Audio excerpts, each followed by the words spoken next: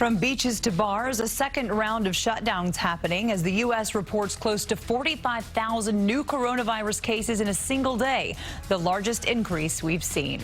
Good evening. Thanks for joining us tonight. I'm Jessica Moore. And I'm Dick Brennan. Maurice and Christine are off tonight. Over the course of the last week, there have been notable spikes in 3 states. California with more than 34,000 new cases, Florida more than 28,000, and Texas just over 32,000. And while tri-state area cases are under control for now, experts warn that could change at any time. CBS 2's Cory James is live in Hell's Kitchen with more. Cory.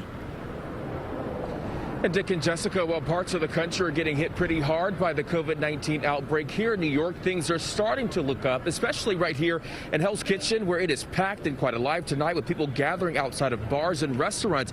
But keep in mind, this is all happening at a time when officials in other states are telling people to just stay home. In its first briefing since late April, the White House task force announced a surge in COVID-19 cases involving those under the age of 40. It's a paradigm shift because we're dealing with young people, people who are going to be asymptomatic. But the latest news is not stopping the flow of food from being delivered to young people taking in outdoor dining. Burger, medium well. In Hoboken, where at least 5 new coronavirus cases were reported this week, we saw millennials enjoying their meals Getting in there. and drinks with few concerns. It's safe enough to not wear a mask? It's not.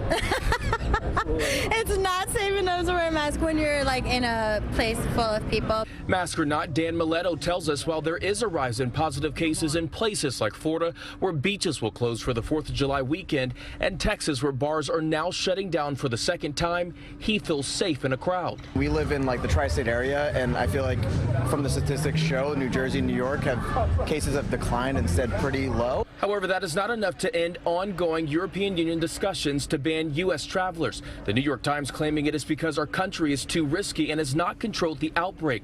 Evidence of those large gatherings we've seen during the day as people gathered on the beach in Long Branch, New Jersey. Then at night in New York, large groups took over Hell's Kitchen. People there left with mixed reaction about the EU's potential ban.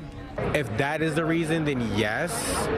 But on the same token, again, we're talking about safety. Does that bother you? Yeah, it does bother me a lot. I mean, I was supposed to go on 5 different trips. Meantime, infectious disease specialist Dr. Anthony Fauci is reminding young adults relishing in life during the pandemic to remember they are not immune from infecting other groups. That may be somebody's grandmother, grandfather, uncle who's on chemotherapy. If you get infected, you will infect someone else.